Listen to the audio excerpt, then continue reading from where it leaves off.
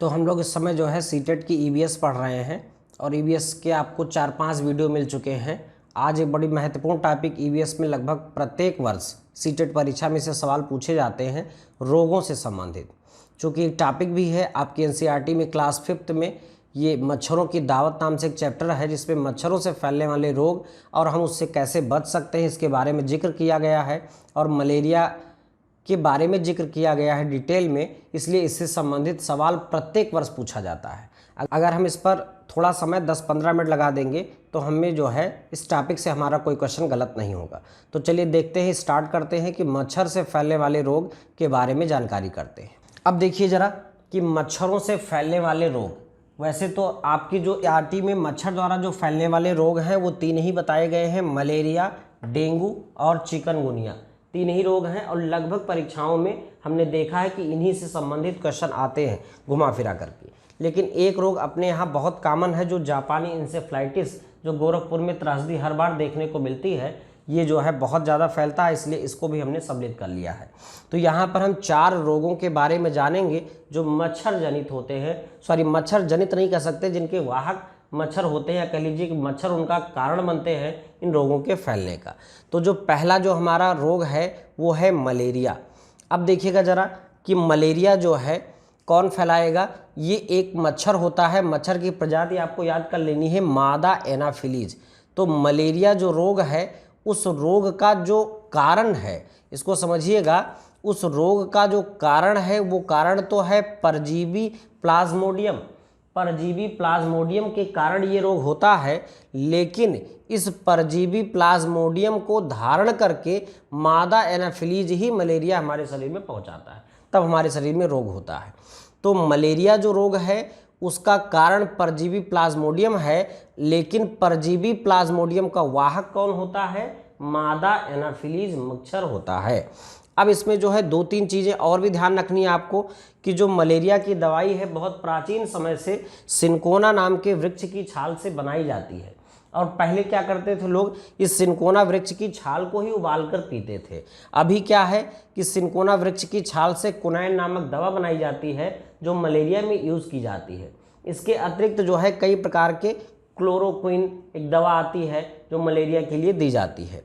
Malaria के लक्षण आप लोग जानते होंगे कि सर्दी, आपको पहले ठंड लगेगा फिर तेज़ बुखार होगा। तो ठंड लग करके तेज़ बुखार जो है अगर आता है तो ऐसे में मलेरिया हो सकता है। अब इससे संबंधित 2 जो हैं बड़े वैज्ञानिक हैं उनका नाम यहाँ उल्लेखनीय है कि सन 1880 में ए लेवरान ने सबसे पहले ये पता लगाया था कि जो मलेरिया रोग है ये परजीवी प्लाज्मोडियम के कारण होता है। ये देख लीजिएगा ज़रा, परजीवी प्लाज्मोडियम के कारण जो है ये रोग होता है, ये 1880 में ए लेवरान ने पता किया था। इसके पश्चात जो एनसीईआरटी में जिसका जिक्र है देख लीजिएगा, रोनाल्ड रास के बारे में बताया गया है कि कैसे उन्होंने पता लगाया कि ये जो प्लाज्मोडियम है या जो मलेरिया का कारण है वो मच्छर ही होते हैं। और कौन से मच्छर होते हैं, तो मच्छर कौन से होते हैं ये रोनाल्ड रास ने पता लगाया कि मच्छर वाहक होते हैं इसके, और इसी से जो है फिर मलेरिया रोग होता है। जब भी कोई मच्छर मलेरिया इन्फेक्टेड व्यक्ति को काटता है तो उसमें जो है परजीवी प्लाज्मोडियम आ जाता है, और फिर वही जब स्वस्थ व्यक्ति को जाकर के काट लेता है तो उसे मलेरिया नामक रोग हो जाता है। यह पता करने का श्रेय किसको जाता है? रोनाल्ड रास को जाता है। और इसके लिए इनको नोबेल प्राइज़ दिया गया था चिकित्सा के क्षेत्र का 1902 में, 1902 में इनको नोबेल प्राइज़ भी मिला था। तो इस प्रकार से मलेरिया से संबंधित क्वेश्चंस ज़्यादा पूछे गए हैं, क्योंकि इनका डिटेल है, इसलिए आपको कुछ बातें यहाँ देख लेनी है कि मलेरिया जो है फैलाने वाले मच्छर हैं मादा एनाफिलीज, और ये जो किस परजीवी से फैलता है तो ये परजीवी आपका है प्लाज्मोडियम, और इसकी दवा के लिए सिनकोना वृक्ष की छाल का यूज़ किया जाता है जिससे कुनैन नामक दवा बनाई जाती है। मलेरिया जो है परजीवी प्लाज्मोडियम से फैलता है, यह 1880 में ए लेवेरान ने बताया था, और मच्छरों द्वारा इनको फैलाया जाता है, मच्छर इनको फैलाते हैं। तो इसलिए ये जो बताया था रोनाल्ड रास ने, और इसी के लिए इनको 1902 में नोबेल प्राइज़ चिकित्सा के क्षेत्र का प्रदान किया गया था, सम्मानित किया गया था। तो इतनी जानकारी आपकी मलेरिया के बारे में महत्वपूर्ण है, इसको आप नहीं भूलेंगे। अब देखिए दूसरा जो बीमारी है वो है आपकी डेंगू। अब डेंगू को एक और नाम से हम जानते हैं, डेंगू को कहते हैं हड्डी तोड़ बुखार। चूँकि इसमें हड्डियाँ वड्डियाँ तक बहुत दर्द होनी शुरू हो जाती है, इतना दर्द होता है जैसे लगता है कि हड्डी टूट गई है, तो इसलिए डेंगू को हम हड्डी तोड़ बुखार के नाम से भी जानते हैं। तो ये दो नाम जान लीजिएगा। अब ये किस मच्छर द्वारा फैलता है, तो मादा एडीज मच्छर जो है इसकी वाहक होती हैं। यद्यपि ये एक वायरस से रोग होता है, उस वायरस का नाम ये डेंगू वायरस, लेकिन उस वायरस का वाहक कौन होता है, मादा एडीज मच्छर। यहाँ देख लीजिएगा मादा एडीज है, ये एनाफिलीज है। इस रोग में आप सबको पता है किसकी कमी हो जाती है, रुधिर में प्लेटलेट्स की कमी हो जाती है। और आपने अक्सर सुना होगा कि इनको डेंगू हो गया, प्लेटलेट्स की कमी हो गई। फिर क्या होता है, पपीते की पत्ती हम लोगों के इधर जो है बहुत यूज़ किया जाता है, बहुत फ़ायदेमंद भी है। पपीते की पत्ती जो है पिलाया जाए उसे, तो धीरे धीरे प्लेटलेट्स जो है बढ़ जाती हैं, और प्लेटलेट्स अगर बढ़ जाएंगी तो ये धीरे धीरे रोग ठीक हो जाता है।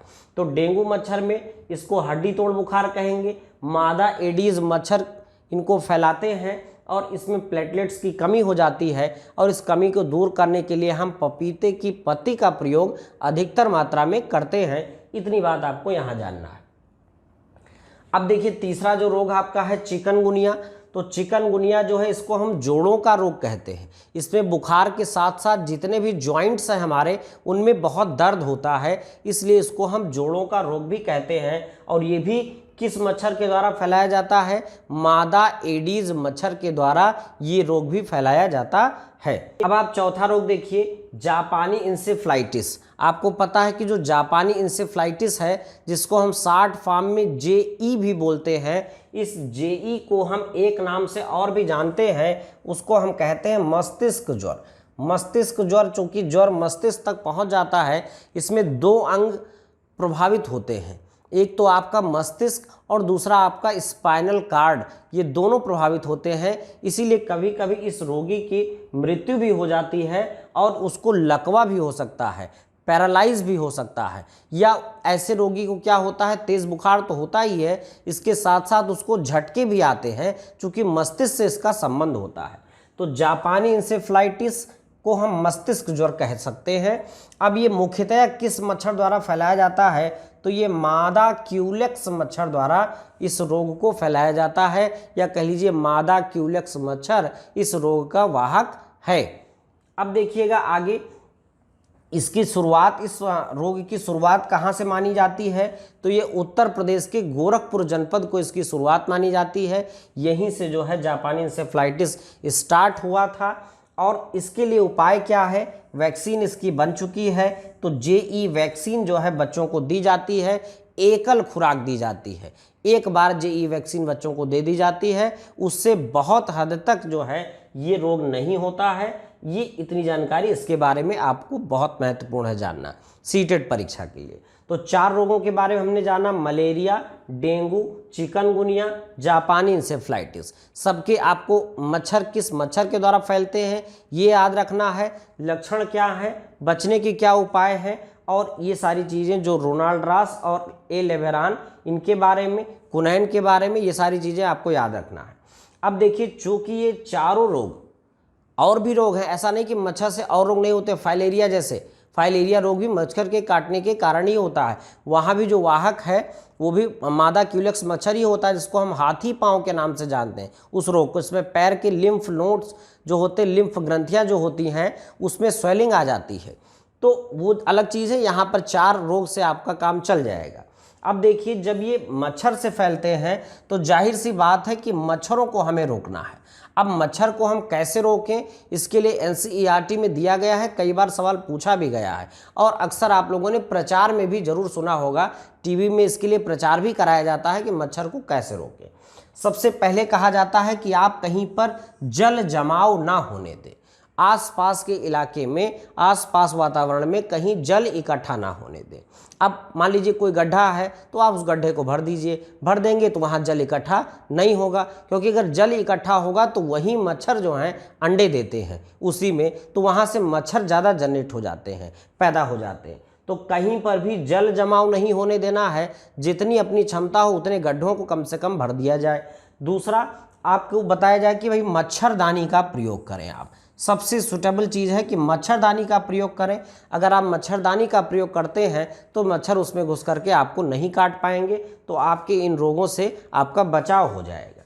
इसके बाद कुछ बर्तन होते हैं, जैसे आप लोग छत पे चले जाएं, कुछ बर्तन पड़े हैं कहीं कुछ मिसयूज में, उसमें पानी भर जाता है, कोई टंकी है उसमें पानी भर गया है, कूलर में हम लोग पानी भरते हैं, कभी कभी नहीं चलाते हैं तो काफ़ी दिनों तक पानी उसमें भरा रह जाता है। तो ऐसे में इन सभी को क्या करना है कि कम से कम सप्ताह में एक बार पानी को गिरा दें, उसको साफ कर दें, धूप में उसको सुखो लें, धूप में उसको सुखा दें।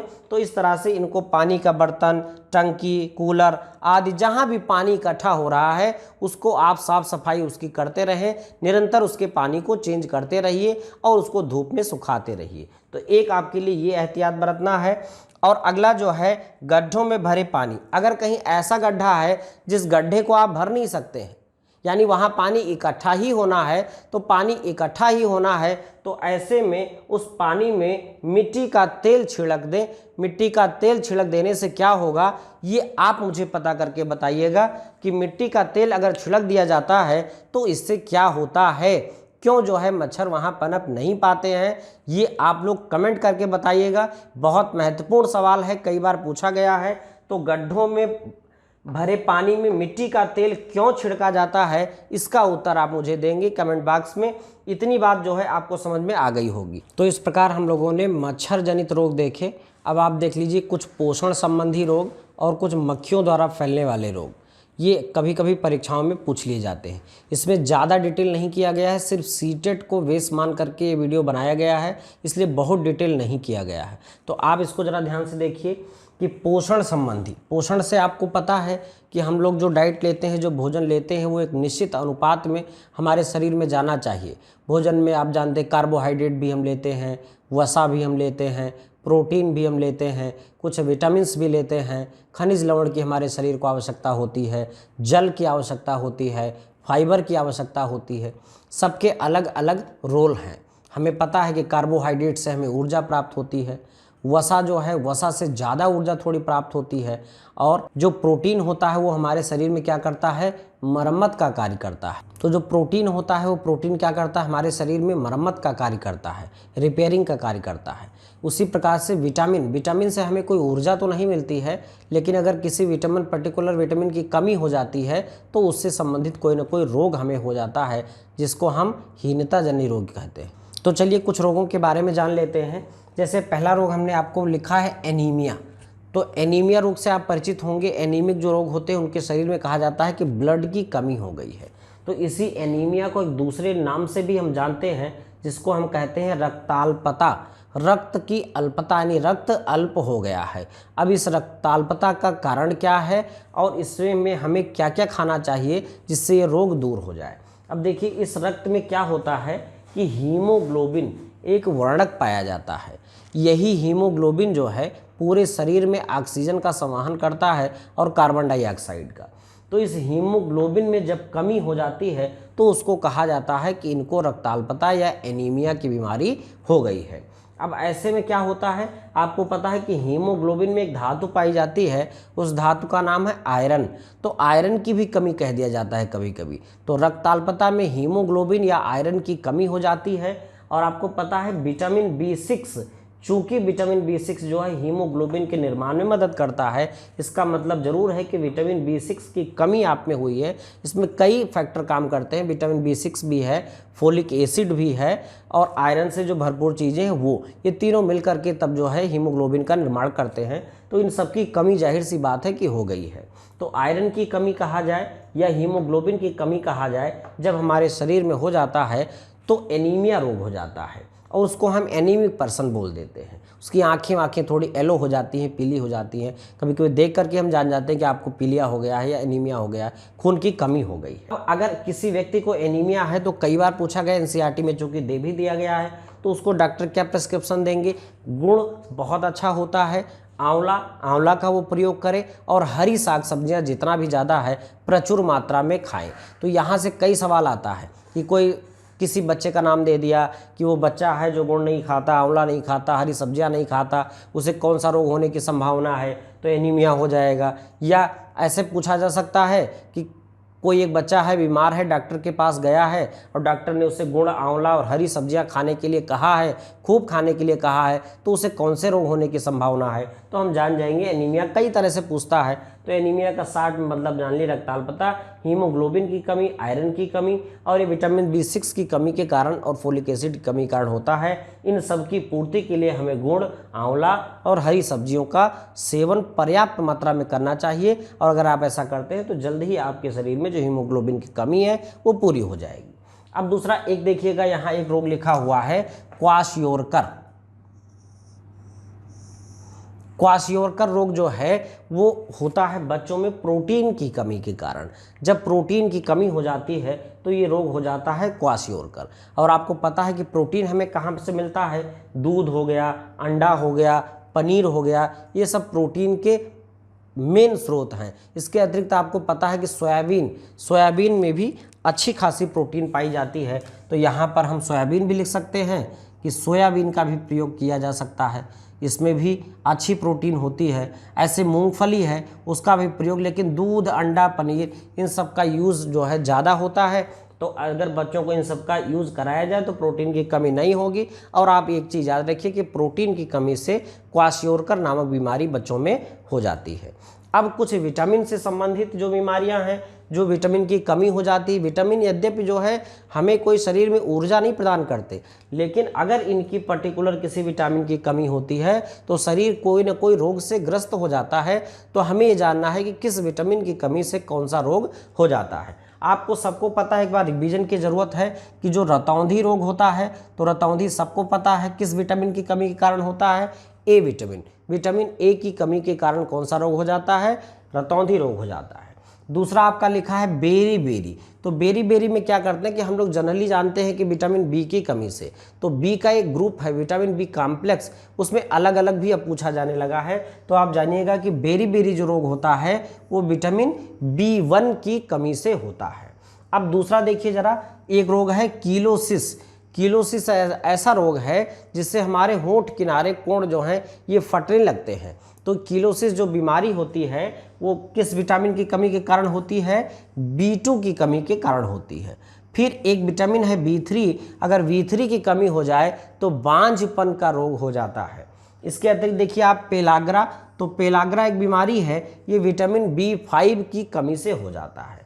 विटामिन B6 की कमी से मैंने आपको यहाँ बता ही दिया था कि एनीमिया नामक रोग हो जाता है, तो B6 इसलिए यहाँ नहीं लिखा गया है। इसलिए विटामिन C की कमी से स्कर्वी नामक रोग हो जाता है। अब विटामिन C की कमी किसी के पास तो खट्टे फल खाए, संतरा खाए, नींबू खाए, आंवला खाए, तो विटामिन C की कमी वहाँ पूर्ति हो जाएगी। नहीं तो उसे विटामिन C की कमी अगर है तो स्कर्वी नामक रोग उसे हो जाएगा। विटामिन D आप जानते हैं, इसको धूप का विटामिन भी हम कहते हैं, तो धूप का विटामिन, इससे रिकेट्स हो जाता है, इसको हम सूखा रोग भी कहते हैं। और बड़े लोगों में इसकी कमी से ऑस्टियोमलेशिया नामक रोग हो जाता है, ऑस्टियोमलेशिया। अब देखिएगा जरा, फिर ई की कमी से बांझपन रोग हो जाता है। और अगर विटामिन के की कमी हो गई तो रक्त का थक्का ना बनना, ये थक्का नहीं बनता है तो खून आपका बहता रहता है, ये दिक्कत आ जाती है। और विटामिन एच की कमी से त्वचा संबंधी रोग आ जाते हैं, रक्त का थक्का ना बनना विटामिन की। अब देख लीजिए कुछ मक्खी के द्वारा, तो 3 रोग यहाँ मैंने आपके लिए लिख दिया है। एक हैजा है जिसको हम कालरा जानते हैं, वो घरेलू मक्खी द्वारा फैलता है। एक काला जार है जो बालू मक्खी द्वारा फैलता है। और एक सोने की बीमारी है, सोने की बीमारी स्लीपिंग सिकनेस होती है जिसमें बुखार आता है, नींद बहुत आती है, ये सीसी मक्खी के द्वारा फैलता है। तो सीसी मक्खी के द्वारा, बालू मक्खी के द्वारा काला जार और घरेलू मक्खी के द्वारा कालरा या कह लीजिए हैजा नामक रोग हो जाता है। तो कभी कभी पूछ लेता है कि इनमें से कौन सा रोग मक्खियों के द्वारा नहीं फैलता, या मच्छरों से फैलता है, या पोषण संबंधी कोई रोग पूछ लिया है, आयरन से संबंधित, आयरन की कमी से कौन सा रोग हो जाएगा। तो आयरन की कमी है, आयरन आप नहीं लेते हैं, हरी साग सब्जी नहीं लेते तो एनीमिया हो जाएगा। और कुछ विटामिन जो ये लिखे हुए हैं इनकी कमी से कौन सा रोग हो जाता है ये आप देख लीजिए। अगर इसका डिटेल वीडियो आपका चाहिए तो बायोलॉजी का जो वीडियो पड़ा है उसको जाकर के आप देख सकते हैं, लेकिन अभी मैं सलाह नहीं दूंगा क्योंकि आपकी सीटेट की परीक्षा शायद जल्दी हो जाए, 5 जुलाई को हो जाए, तो तब तक के लिए छोटी छोटी टॉपिक्स में चूंकि ज़्यादा सिलेबस है पढ़ना है, पहले आप सीटेट ओरिएंटेड पढ़ लें, बाद में आप इसको डिटेल में देख लीजिएगा। चलिए तो फिर मिलते हैं नेक्स्ट वीडियो में। Thank you so much.